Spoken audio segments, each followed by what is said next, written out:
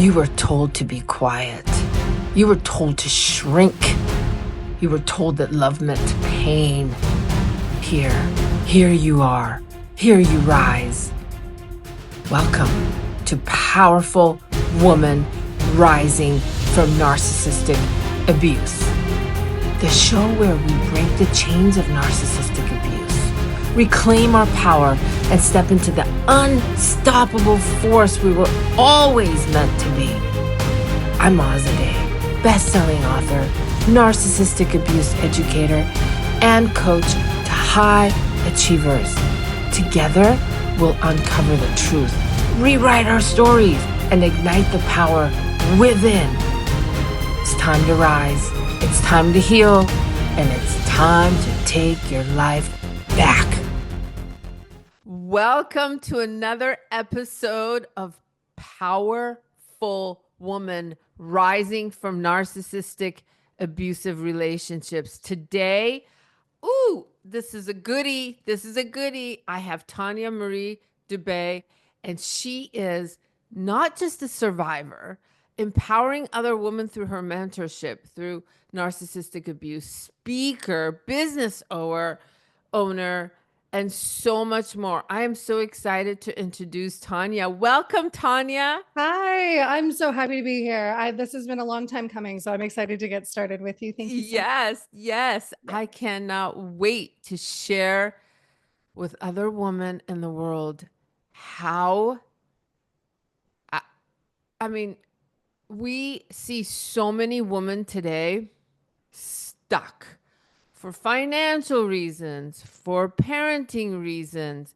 or how about just stuck in the web of the narc, just stuck and cannot strategize or know they have options to get out. So let's get started. Let's go to the moment when you had that light bulb moment. This is a narcissist and I'm not doing it anymore. Tell me, what was that moment where it took you over the edge when you were no longer going to participate, invest, try, do anything in that relationship? What was that? Take us back there. Okay, so there's two really significant relationships for me. There's my mother, who when I came into this world, she birthed me right into the foster care system. And so dealing with her, until her passing in my late 20s was one thing where I realized, like there's something going on here. I can't tolerate these kinds of relationships anymore. I definitely can't be in a relationship with this woman anymore. I needed to cut her off completely, which went really against like what everybody was saying I should do. And this was in the 90s, like what I should do and how I should never turn my back on my mother. And nobody was really understanding that the version of herself that she was showing the world was not the version that she was showing me or the way that she was treating me at all. And so the light bulb moment for me really with her was when she died and I went to her funeral. Ooh. And I sat there listening to what everybody had to say about her. And they had the nicest, most beautiful, lovely things to say about this woman who was my literal monster. This woman was pretty brutal to me. So I grew up in the foster care system and she put me in 7 different homes by the time I was 2. And then I was in the 8th home from the time I was 2 until I was 10. And then she married a man who I went to go live with them, who turned out to be a pedophile. And they were both physically abusive. He was sexually abusive. They were both horrible, horrible to me. And because I didn't grow up with them, I was able to like observe them and look at them. And I was like, who are these? Who are these insane people? So, following like a really horrible beating when I was 12, I had $18 saved and I took it and I ran and I started living on and off the street from 12 to 18 years old because there was no way I was going to go back in that house. So that said, I'd come clean to my mother when I was 17 and I wrote this 10-page letter and I was like, I'll get 3 jobs. I'll take care of you and my sister. I'll do anything to get you away from this man. He's crazy. And I didn't realize that she was part of it. Like I thought she was being manipulated and controlled, So when I went to her funeral, everyone was sitting there saying to me, you know, you should say something about your mother. Like you should get up there and say something about your mother. And all I could think of was like, she fed me to this pedophile. She fed me to Oh. him and they want me to get up on stage. And I started to see what is going on here? Like, how can she have been this person to me and everyone on the outside loves her this much? She did great things for her community. I was like shocked. So that was like a huge aha for me, that people like this actually exist. I mean, I didn't know the word for it yet. And so no big surprise, I got into an 18-year relationship with someone who was exactly like this, but we were so young that, I mean, I wouldn't have even known what to look for. Number one. And number two, I really felt like, he wasn't there yet in all of his, narc ways, you know what I mean? So as I was growing with him and we were, having this relationship together, I started to see things that were popping out that were going against me and trying to cause me to fail, and, like gaslighting me all the time, lying to my face, like playing a lot of games. And I was like, what is this? So with him, I realized, I was nursing my son and I was finishing my psychology degree. And I got to the section of the textbook all about like mood disorders, things like that. There was a tiny little paragraph in the bottom section of this one page, and it was talking about narcissistic personality disorder. And that's all narcissistic personality disorder got, was just this little tiny paragraph on this page. And I read it, excuse me, sorry, I have a cough. I read it and he was sitting beside me and I looked at him and I said, this sounds like you.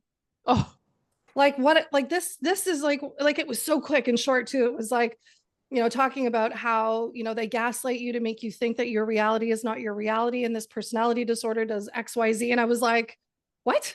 Like all of a sudden I realized, so that of course, like all of us, I went into this deep dive, on my computer, and I was like, this is wild. And then I started to see, I wasn't willing to leave yet. I tried to leave a bunch of times and I couldn't do it, because the scenario for me to leave him was, A, I leave without my kids. Can't do that. B, I kill myself. Can't do that. C, I hurt him. Can't do that. Like it just was so awful. I was like, how am I ever going to break out of this relationship? So in my mind, I fixed it that when my youngest started school, if he wasn't taking this seriously and doing what he had to do, I was going to need to leave. And so I really put myself in for 5 years now, 5 more years of this. And I was at the oh, end of my rope, and it was every morning for all of these years, for about 10 years solid, was me waking up and crying, getting into an argument with him, taking my one child to school, bringing my other one home for his nap, crying again, sitting at the table, crying again, wondering how I'm going to get out of this, crying again. Like it was every day like this. And so finally, I don't know, I hit the end. I had a conversation with myself in the mirror and I was like, what are you doing? What are you doing? I was like, this is not you. Why are you here? You don't have to be here. Why are you here? You can bet on you. Look at everything you've been through. Look at everything you've done. Like I had a real moment with myself in the mirror and I was bawling and crying. And I was just like, what is happening to my life? Why am I saying that this is okay? And so just like that, I made the decision. It wasn't that day. It was the next morning. I woke up and it was like I woke up from this fog, and I called someone that I knew who was a real estate agent. And I was like, we got to do this quick. We need to move quick because I'm feeling it. We have these moments in these narcissistic relationships where we feel it, like now's the time, and then we talk ourselves out of it. So I was yes. in that moment again, and I knew what it felt like, and I knew what came after if I didn't do something. So I was like, we got to move quick. Like, can you help me find an apartment, a 1-bedroom with a den? I'll sleep in the den. The kids will have the 1-bedroom. Like, like we'll just figure it out. Can you find something for me? And she's like, I'm on it. So I had told him this is going to happen. I told him for years, so finally I told him it was going to happen, and he literally laughed in my face. So she found the place 3 weeks later. I told him, I said, we're leaving. I made the mistake. This is a mistake that I teach women never to make, is I told him my plans. I told him when Yeah. I was leaving. I told him how it was going down. I told him all of it, thinking I was going to do something to help him change and to get there and to realize the big mistake he was making. But no, instead, he kind of went a little bit crazy the night before I left and threatened me physically. It was really scary, and he had never done that before. And I thought, oh my God, this is nuts. I pushed the bed up against the door. That's how I didn't sleep all night. but I pushed the bed up against the door and I was just like, oh my God. And then the next day, the kids and I moved out. And of course, he came home early because he knew I was moving out, and it was just chaos and craziness. But honestly, that was the thing. I felt the moment, we all have it, where we're like, okay, this is it, I'm feeling strong, I got to go, like this is the moment. And then we talk ourselves out of it, or we talk to the wrong person about it, and then we end up staying stuck. So for me, those two moments were really pivotal with both people. And then yeah, I just started to see there's only there's only so many options in that scenario. And I wasn't like, I was feeling suicidal, but my logical brain kicked in and I was like, over a guy? Over a guy? Yes. Like that's what it came down to. And I was like, what? Like it just didn't make any sense. And it's the abuse talking, right? It's the conditioning and the programming. But yeah, that logical piece kicked in and I was like, no, what? Yeah, it was just crazy. Wow. Wow. Wow.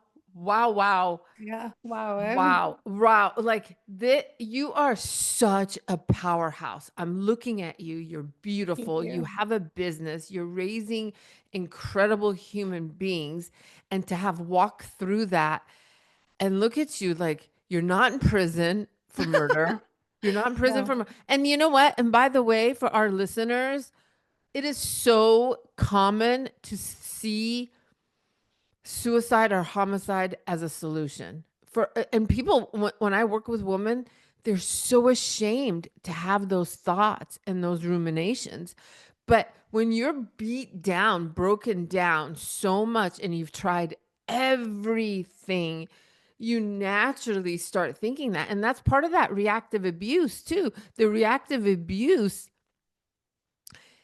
and for the ones that don't know what reactive abuse is when, for our viewers, reactive abuse is when you have been abused so much, you react in a way of rage or anger because you've been abused so much. So, This is like with that, I hate that term so much. We use it because it's how we can talk about it, I guess, but I really would love for us to stop calling it abuse. You know what I mean? Like narcissists thrive on that. There were moments in my narcissistic 18-year relationship, with my mother, she beat on me. And there was a time where I had had enough and I kind of took a few steps toward her and she was like, what are you going to do? What are you going to do? Like she wanted me to hit her. ooh, And it was a ooh, moment where I was like, I'm ooh. not hitting my mother.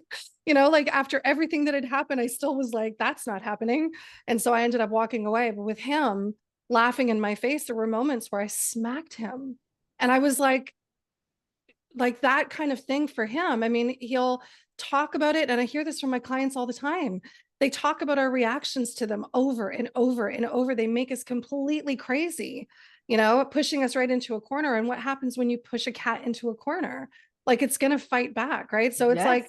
it's like the exact same thing. So the term reactive abuse, like I'd love to change it somehow, and have it be, we are defending ourselves. It's reactive defense, like yeah, it drives me crazy because my ex too, and all of these women, like every single one of them who have hit back or fought back, the narcissists just go crazy with that language. She's abusive, but they Yeah. forget in their Yeah. infantile ways of thinking, they forget about what happened to push that woman to the brink that way, so yes. Oh yeah, and it's a bait. It's a baiting thing because they Yes. know that if they get you to lose your shit, then the world, therapists, family members will see you as the problem, not them. They know that. That's why they do what they do.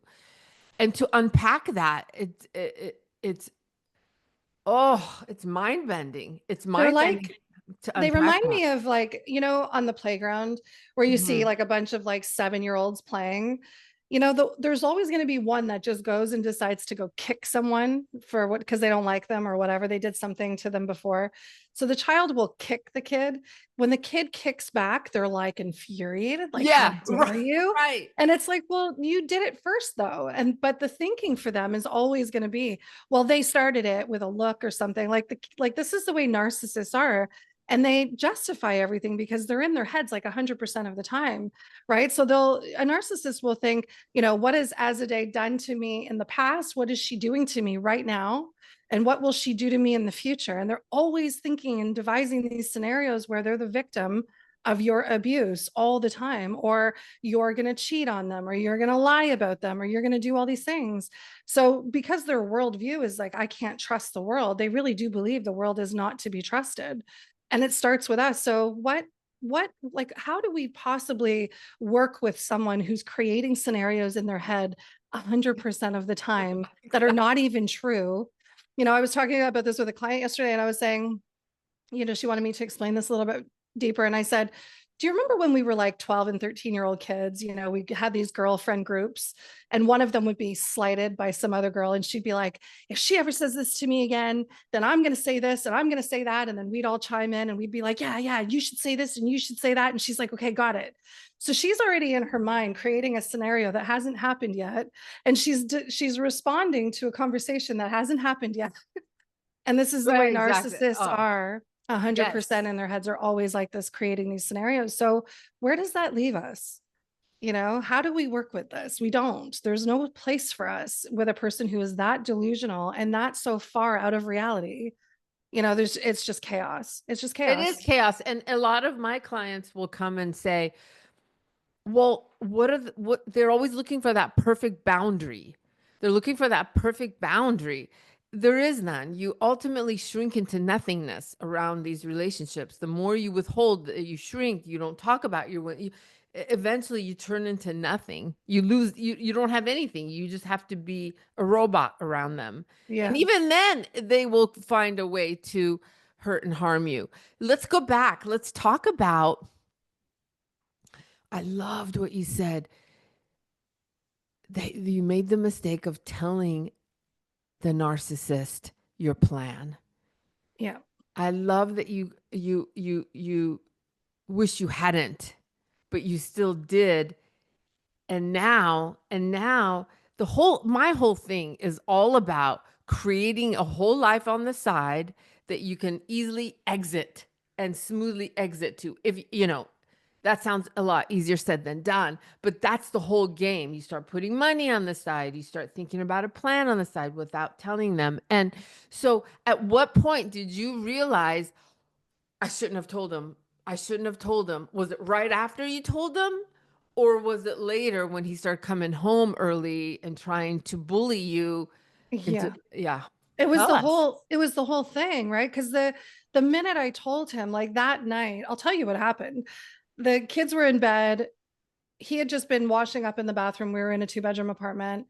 I was in the bathroom finishing up, getting ready for bed. And when I came out of my bathroom, the 2-bedroom doors were to the right and the hallway was to the left. And then the living room and the kitchen was down there.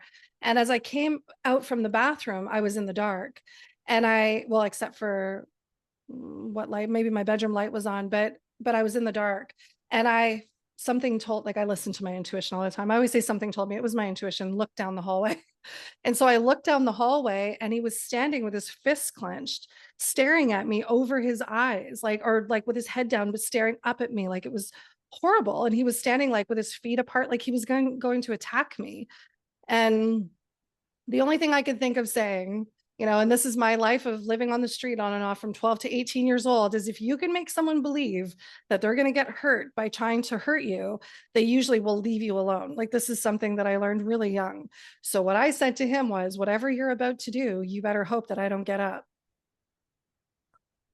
And he just stood there and I was like, walk away, walk away. In my mind, I was like, go in the bedroom. So I went in the bedroom and pushed the bed up against the door. That's what happened.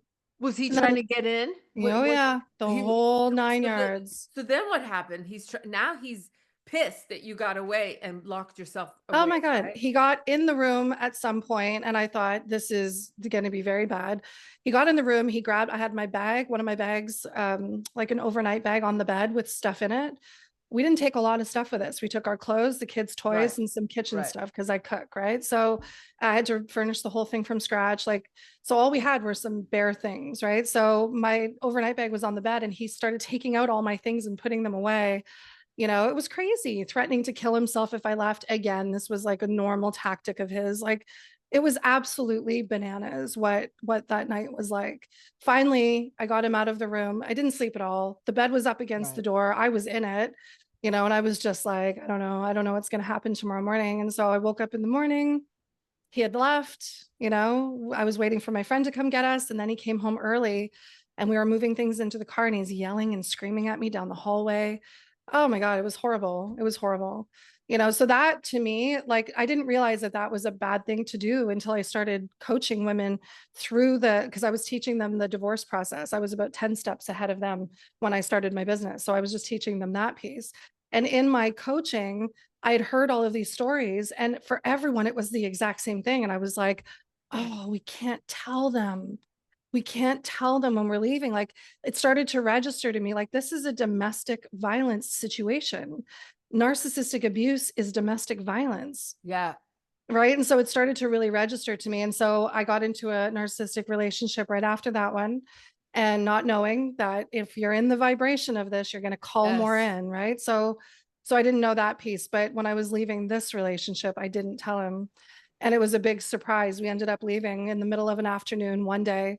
He knew it was coming. He thought it was 2 weeks away, and he went bananas on his phone, like pretending to talk to someone, shouting and screaming things. It was so weird. But at least we were able to leave. He didn't know, he wasn't able to threaten me. Like, it was, and so that proved effective. That was like the thing. So this is what I always say now. We don't tell them, we don't give them details. Narcissists are information gatherers, right? They don't, they're not going to care. It's going to be more about their image and how they're going to have to deal with the world around them now that you've left. Like, it's going to be about that. It's not going to be anything about you or the children. So yeah, don't tell, right? We don't Don't tell our tell. don't tell Right. our abusers. And the thing is that we don't, if we're not versed in these dynamics, we think they just are curious about our life. They want to know. No, no, no. They're interviewing you for later to hit you with it. You Yeah, that's it. cannot share. You cannot share. You cannot share. So tell me about, so you went from one narc to another, which is common, by the way, for our viewers. Oh, it was like that my whole life, it turns out. Yeah. And I I didn't even know. Yeah. What do you see now that you left? Well, first of all, are you dating now? No. No. No. Are you open to it? What's your Yeah. you are open to it. Okay. Yeah, I totally am. But, I've learned that, I don't know, like, when I was in university, even when I was in high school, we'll just start there. I was always an advocate for women and women's rights, human rights in general. It's just Yeah. like that Yeah. was it, right? So anything that fell under the umbrella of human rights, I was such an advocate for. Like, how dare someone say what you can and cannot do, and who you can love and who you Yeah. should be, and like trying to make me fit into a box, and that's wrong. And so I advocated for that my whole entire life. And so I don't know, like, I just found myself getting into I just lost my train of thought. Am I dating? What I've realized through the whole thing, I just found myself always thinking that if I was in a relationship, then it meant that I was like, whole, or I was fitting in somehow, but I didn't need to fit in somehow. So I was always fighting against myself with this. And then I realized there's like this thing that happens around women, and I did women's studies in university. And so I went into this deep history, of like women on this planet, just different cultures. And I thought there's this like profound desire to just keep women down. Like, we're going to start putting a whole bunch of things in front of women and start taking them away from them, keeping women occupied with, having to fight this fight and fight this battle, instead of, us just going within, maybe pausing the whole thing, just put the whole thing on ice for a minute, just pause the whole thing, go within and start to ask yourself, what are they distracting me from? They're distracting me from my power, right? They're Yes. distracting me from my power. Who stands to gain if I buy into all of this nonsense constantly, and I feel like I need to be keeping up with this person and that person, and I need to be, fitting in. I need to be accepted. I need to be validated. I need to be approved of all the time. Like, who benefits from that? Because it's not me. The person who Right. loses out is me. I get on medication, or I suddenly don't know what I'm doing, or I keep getting into these narcissistic relationships, or I feel like I'm completely out of control. So now I start controlling other people. It's like all of these things start happening when it's this incongruence, the way that we thought the world would be with us in it and the way it actually is. And it's because we react to these outside circumstances like they're real, and it's not to say that women's rights are not real, but what's the distraction? The distraction is trying to give you something and then taking it away from you and now making you fight for it. How about we like go within and we start these movements and these businesses that are helping women elevate beyond that to get out of this system, Mm, mm, right? So mm, that's mm. the long answer why I'm not dating right now. But am I open to But it? yeah, Yeah, I am, yeah, but it's not the most important thing. And I really want that message to be loud and clear for all women.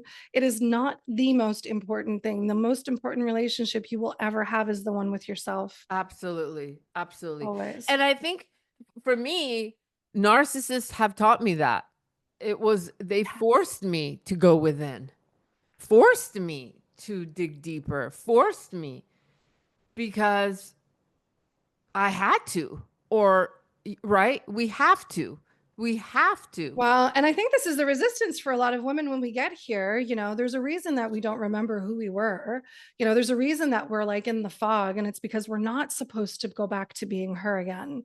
Right? We're supposed to take the good out of those things and Yes. like harvest the good and let go of the rest so that we can rebuild properly.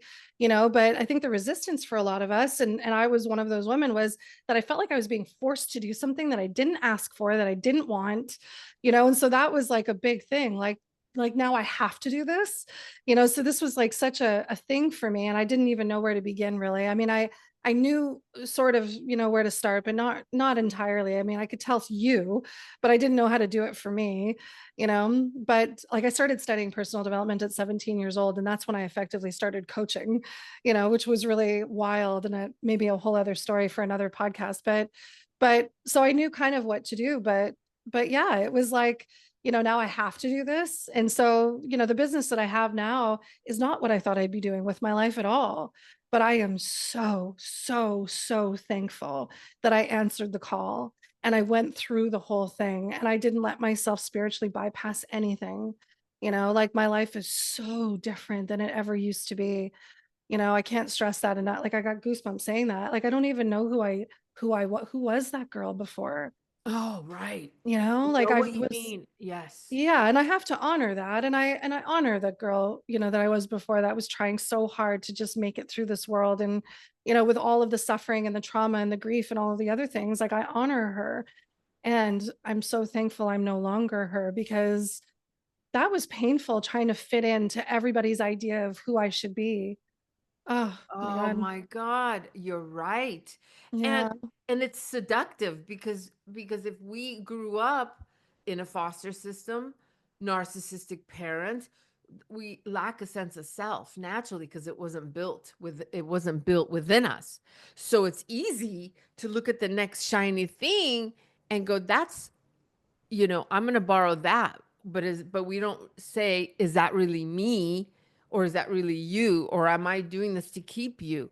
You know, and I don't know if you're going to agree with this or not, but I am at some level grateful for the narcissist in my life now that it's gone, because totally okay being alone, Mhm. even though I'm married 15 years, but to a beautiful soul, but I'm totally okay being alone. Some women are not. They are just frantic, frantic, frantic, frantic to That have was me. someone. Yeah. Well, I And wasn't frantic to have someone, but I was frantic to not be alone. I couldn't be right, myself right, for right. very long. Yeah. Yeah. And just it's taught me how to go in and really protect and love myself through enormous grief, like Yeah. enormous grief. Grieving my lost child, inner child, of not having a childhood.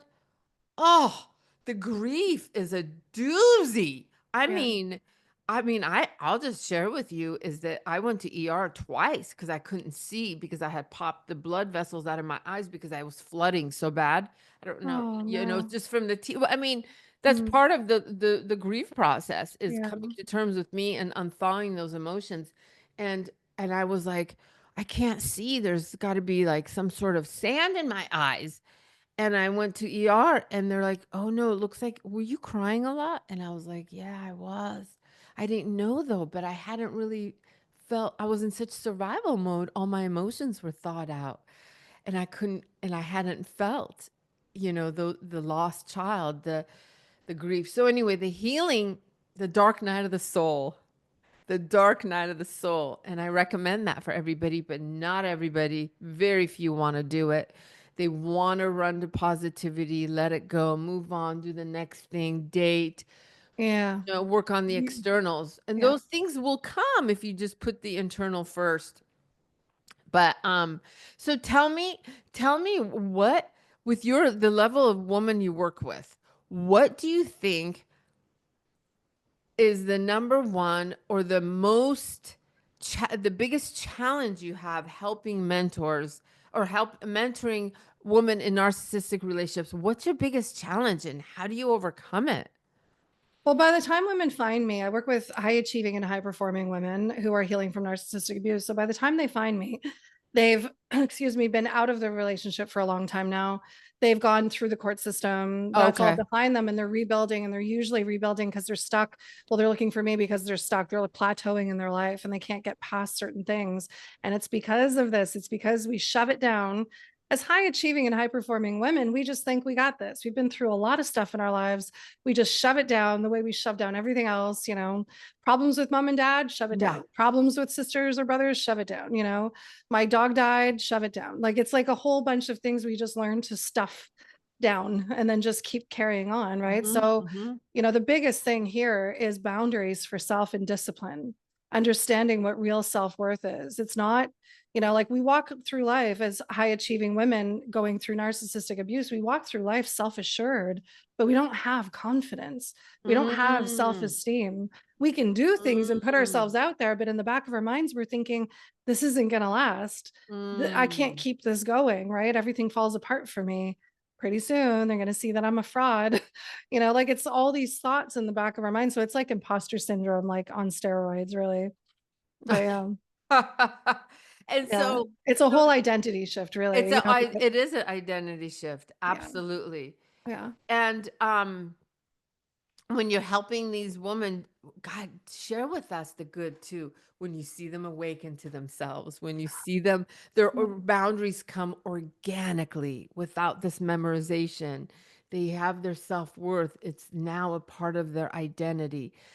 How do you share with us the rewards that come with helping women achieve these magnificent, miraculous stages of recovery?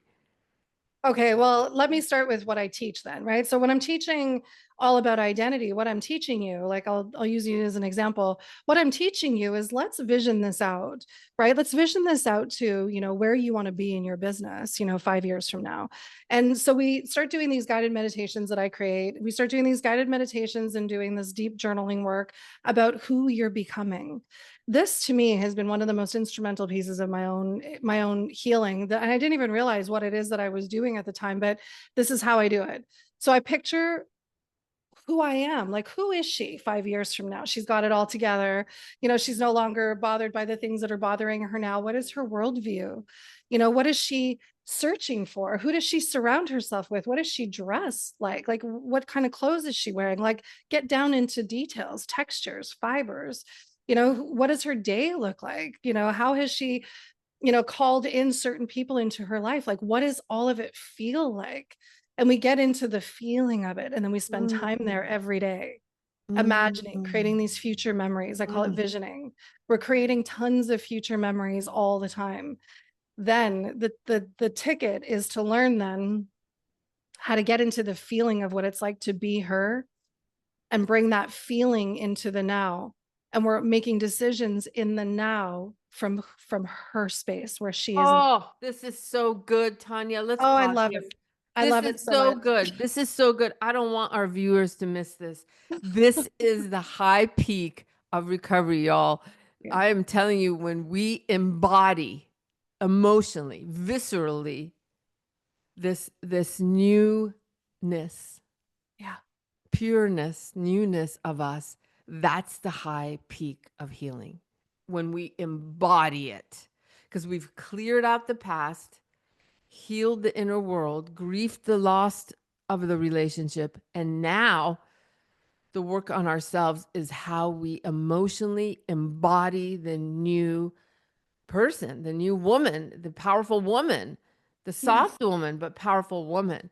And you do that and you teach them to do that through meditation. Well, we do it through a bunch of different exercises. I create these workbooks and these guided meditations. Like there's a bunch of different things that I use as tools for that. But it's to be in that space every single day. So let me give you an example. So, you know, I'll use me as an example. So speaking on stages. Now I've spoken in front of over 1 million women like this online from the comfort of my home, in my, office at my desk. So my goal is to get on real physical stages. So if I'm going to start preparing for this, I'm preparing for it the way that Olympians prepare for their Yes. race. I'm seeing it in my mind, 400 times before I get on that stage. I see it from every angle. I'm creating these future memories, but from my eyes. I'm not seeing myself like I'm in a movie. I'm in the thing in my mind, like I am walking through it through my eyes. So I'll use this as an example. So if I'm going to be holding a microphone on stage, which in my visualizations I do, because this is the only thing I've ever used, I've never used a headpiece. I want to be able to feel like how this feels right now, holding this in my hand. I want to be able to feel this in my visualization. I'm holding that microphone. It's so real. Mm. And I'm getting into that space. So I'm creating it all the time in my mind. I'm there several times a day. I'm in the back of a car going to a speaking event. I'm on the phone dealing with, an agent or a manager who's like getting me these gigs, right? And we're talking about this next big one that I've got. I'm sitting on a stage now in the Q&A period, and I've got all of the women in front of me asking me questions. Like I am in it, like I see it. So Yes. it affects and informs my decisions now when I'm leading from that place of excitement and I'm building something. I mean, this is next level stuff, but you can start this from any place. Like I have to remind you that when I was going through all of that stuff with my mom, like, okay, I'll give you an example. When I was 12 years old and I had just run away, I was like, I don't know how I'm going to survive this. I had just been beaten black and blue. I Mm. was sitting behind a church on a hill in Calgary, Alberta, 12 years old, and there was a piece of glass on the ground. And I was like, I'll just end it now. My idea was that that's it. I'm not going to be able to survive. How am I going to live on my own on the street at 12 years old? Someone's going to steal me. This was my thinking. And so I was talking myself into hurting myself. And then I started to think, and I think this is my, spirit guides talking to me, but all I heard was hold on till you're 18. And I Oh, thought, hold on till I'm 18. Like what happens at 18? And I started to vision it out. I started to see myself as 18 years old, independent and free. I didn't have these problems anymore. My life was really great. I had a job now. I had an apartment now. Like I could see it all. And that was like my North Star for those 6 years that I was a homeless street kid on and off the street. I was like, just focus on school. I was a straight A student. You'll figure it all out. Trust, you'll figure it all out. And it all worked out for me. There was some scary things too, yeah. but I trusted my guidance system, my intuition, and I let that lead me. So I've been doing this since I was 12 years old. Like I've been visioning out my life and my future. We all do that. But the trick with this work is to stay in that vision, do it every single day, spend as much time there as possible, and bring that energy back into now. And now all of my decisions I am not making as me now here in this year. I'm making my decisions as her in the future. What would she do right now? It Oh, changes the game, and it shrinks down the narcissist. It shrinks down the abuse that we've went through so much that it's not even a thing anymore. yes. I love this. No wonder I was so attracted to you. I do this is what I do too, but this is our evolvement. No contact is not enough. Gotta evolve. And Yeah. this is what and I do a lot of the Joe Dispenza meditations in the morning to Oh, to amazing. to get to exactly where you're saying, Yeah. Yeah. envision the future coming, and then we attract it because we now embodied it emotionally. And so here we are, and I'm no longer a magnet for narcs. I mean, they come and go around me. I just I'm just kind of like, hey, but I don't, my inner world doesn't call them in. And so they move on, or they just, Well, because we no longer are a vibrational match for this exactly, narcissism. When exactly. we are doing this kind of work and we're visioning it out and we're building something for ourselves. We're not Yes. stuck in the moment of what's he going to Right. do next and where's the money going to come from. Right. Right? Like Right. we're in, like I believe in using all of our higher faculties, and imagination is one of them. And we got to get into imagination because that's going to be your saving grace every single time. But this is not what the narcissist wants you to do. Right? I've got about 10 minutes left as a day before I've No got to worries. going. No But I worries. want to quickly say, in the love bombing stage, when a narcissist is, love bombing you and we feel like we're seen and this is beautiful and it's the most wonderful thing in the world, I want you to pay attention to how in this stage here is where they're training you, right? Because Mm, that's where they start I'm going to worship you and then I'm going to take you down a few pegs. And I'm going to worship you and I'm going to take you. exactly. So they're watching and they're studying us, but what they're also doing when they realize that we are competition for them, right? When they realize that now they're not like us and I'm going to say better people, we're nicer people, we're kinder, it comes naturally. We don't have to manipulate to get things, we don't have to manipulate a person to get them to be our friend, stuff like that. But when they realize that we're competition and they start to systematically try to take us down, what they're doing to us is they're training us to think the way they think about themselves.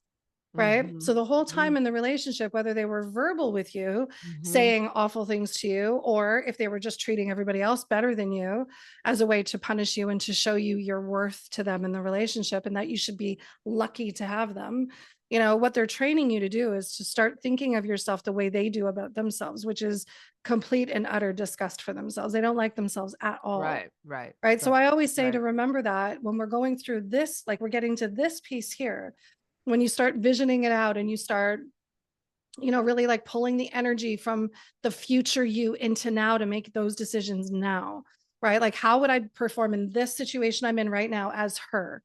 When we start getting into that and you feel the resistance to it, you need to understand that the resistance is just conditioning. It is not yours to hold on to. It has nothing to do. Exactly. Yeah. Another nugget right there. Another Yeah. huge nugget. It's not Huge. ours. It's not ours. Not And but to differentiate that, it takes the work. You got to look. You got to awaken.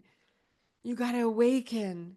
yeah. You got to look. I love this so much. Oh, Oh, Tanya, thank thank you you. so much.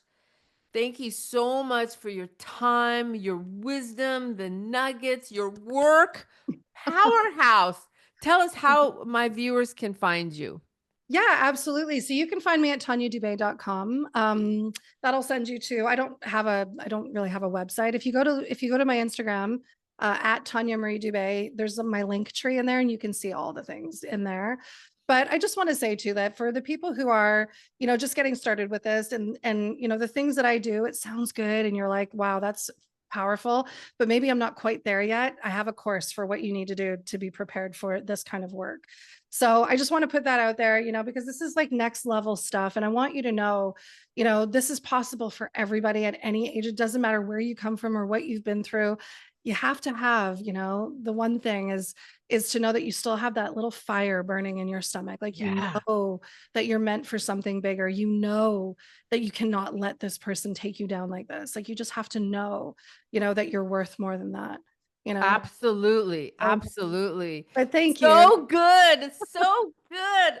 Oh my goodness. Thank you so much for being here this morning with Um, us. I so thank appreciate you, and I'm just sending you such a big hug. Thank Oh, you. thank you. Thank you for having me. This has been so great. This is a long time coming. I feel like we have another episode in us though. Coming, yeah, for Yeah. sure. Yeah. Yeah. Yeah. Absolutely. Yeah. Absolutely. Thank you for all you do for the Thank community of you. women surviving. Thank you.